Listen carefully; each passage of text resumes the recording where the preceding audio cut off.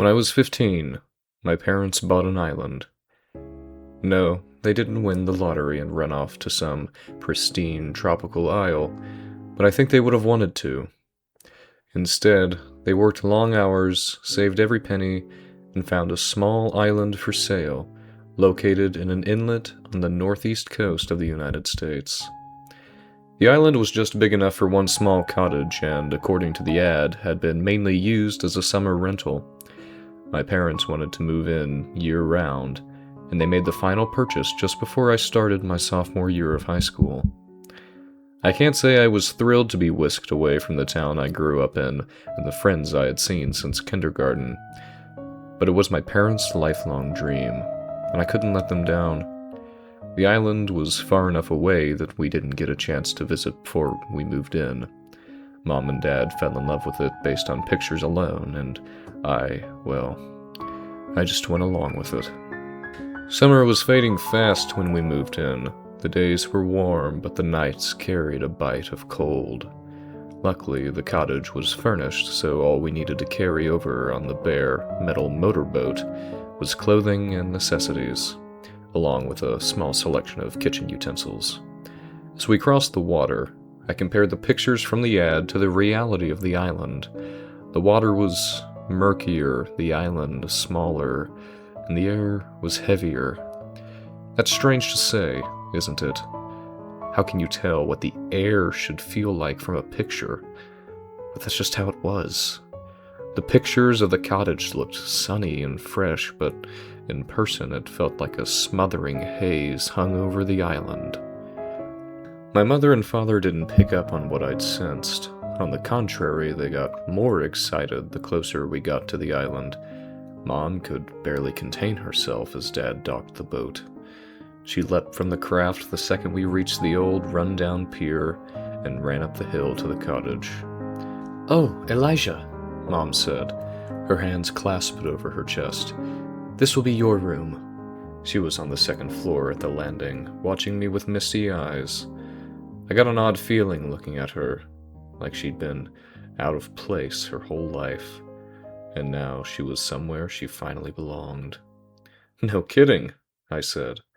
"That's like the only room in the house." It was almost true. There was a small but open main floor, and then an even smaller second floor with just 2 bedrooms. A wooden balcony let you look down onto the main part of the house. It was furnished like my Gram's house, and crocheted blankets draped over the cushy couches and way too many throw pillows. A dusty wicker rocking chair sat opposite a puke green velvet footstool. The whole house smelled damp and musty. I wanted to complain about a billion things, but one look at my mom's face and I knew she was happier than she'd been in some time. I kept my mouth shut and dumped my bag into my new bedroom. Later that evening, I glanced out the window. Mom and Dad were down on the shore, holding hands. I hadn't seen them so affectionate towards each other in years. I chuckled to myself as Dad kissed Mom and then pushed her playfully into the shallow water. Mom retaliated by splashing Dad relentlessly until he was just as soaked as she was. In public, this would have been horribly embarrassing for me, but now, in the seclusion of our new island home, it was nice. I still had my reservations about living on this island, but I'd try to get over it. Even so, I never quite made myself at home in the cottage. I didn't unpack my clothes. Instead, I just lived out of my suitcase. The kitschy paintings remained on the walls. I didn't bother getting out my Jane's Addiction posters and memoirs from home. School started, and the extra boat trip across the lake took up more of my morning and evening than I'd hoped. The bus stop was visible from the pier, and more than once I saw the flash of yellow approaching just as I scrambled down the dock, catching the school bus by the skin of my teeth. I was always a quiet kid, still am, and I managed to get through my classes without drawing too much attention to myself. There were some classmates I felt I could get along with, and maybe I would have put more effort into making friends if things hadn't started getting strange at home. It was little things first. Dad would be a half hour late, bringing the boat to pick me up from the bus, and he wouldn't tell me what had kept him so long. He worked from home now, so I chalked it up to him getting distracted by his job. Then I noticed Mom's long hair was always damp and stringy, like she'd just gotten out of the shower and hadn't dried or styled it. That's not a big deal, except she'd always been so prim and proper, her hair one of her prized features. The next thing I noticed was Dad's abnormally clammy hands, as he clapped me on the shoulder and said, "Good job, son," when I showed him my calc test.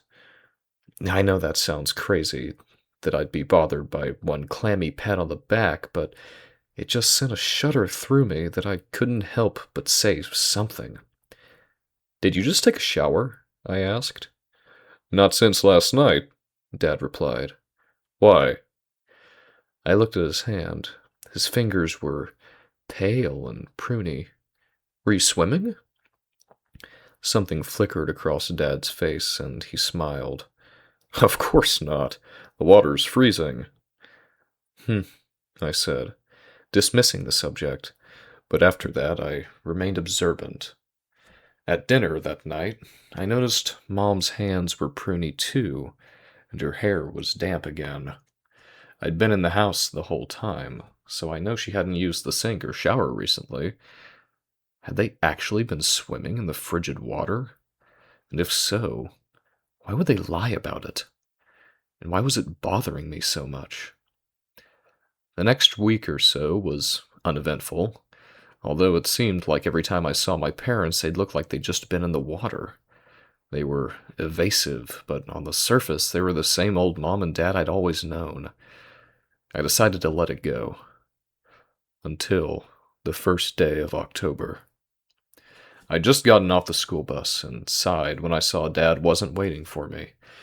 His lateness had gotten worse, so I can't say I was too surprised. But what did surprise me was that when I walked to the dock to try to see him coming, the boat was already there, tied up at the dock. I peered through the surrounding trees, but Dad was nowhere in sight. Our car had a permanent spot in the lot by the pier, but I could see the red station wagon clearly. Dad had not taken the car somewhere. I silently griped, wishing Dad wasn't so behind the times that he had a cell phone. "Dad?" I called out, hoping he was within earshot. No response. I swung my backpack off my shoulder and waited for Dad to return. Night fell, and my teeth began to chatter. I was really getting worried. Finally, I hopped in the motorboat and sped across the water to home. The lights were on when I reached the cottage. I sped up the hill and burst through the door, startling my mother, who was cooking in the kitchen. "Have you heard from Dad?" I asked breathlessly. "I think something might have happened to him." "What are you talking about, Eli?" Mom asked as she ran a clammy, wrinkled hand down my cheek. "Your father's fine. He's right here." I turned to my right, and sure enough, Dad sat at the kitchen table, stirring his tea. I froze, partly from the familiar, horrible shudder that ran through me at the touch of my mother's wet hand, and partly from the impossibility of the situation. "How did you get here?" I demanded of my father. "What do you mean?" "The boat. You left it tied up on the mainland after you dropped me off at the bus this morning. That's our only boat. How did you get back?" My father's face was unreadable. "Don't worry about that, Elijah." I was frustrated. "What'd you do? Swim back?" The second those words left my mouth, a frightening expression crossed my dad's face. He grinned at me, not saying a word, and not taking his unblinking eyes off of me. Then, for the first time, I noticed the pool of water under his feet. I stepped backward, right into a similar puddle beneath my mother. Something was going on. Something I didn't understand the extent of yet. I guess I still don't know the full story even now. But Maybe it's better that way. I grabbed my books and shut myself in my room, feeling Mom and Dad's eyes on me as I went. I woke up in the middle of the night, feeling very strongly like I'd heard my name being called just seconds before I awoke. I didn't hear my name again, but I turned into another sound. Water lapping against the shore. That was strange. The island was small, but not so small that I would hear that from my room. Puzzled, I got out of bed and went downstairs. The lights were off. Mom and Dad must have been asleep. The sound of water was closer, and I could swear I heard a faint whispering as well. I crossed the living room and paused ever so briefly at the front door before opening it. Peering out into the dark, I had to blink a few times before I was sure what I was seeing. It looked like the island had flooded, only there'd been no recent storms, not even a drizzle. The water was calm and flat, and it came right up to the door.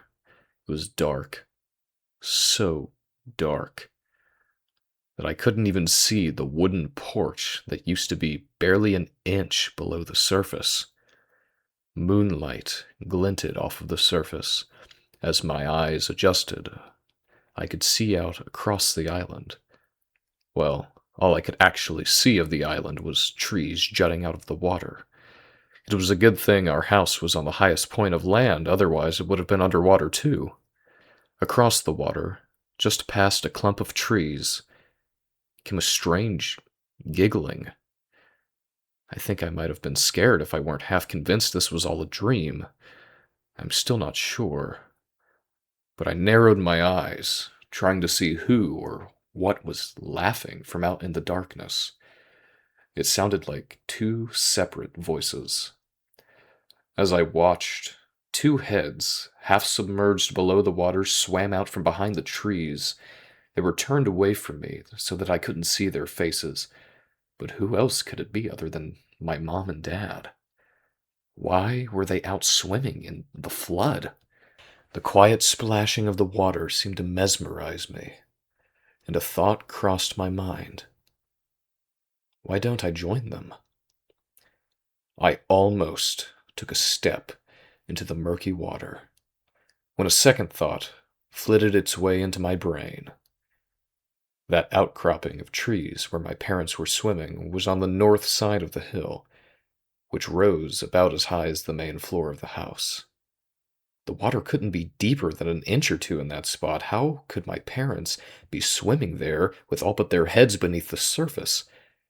Something was horribly unnatural about this whole situation, and I began to shake as the two half-submerged heads turned towards me.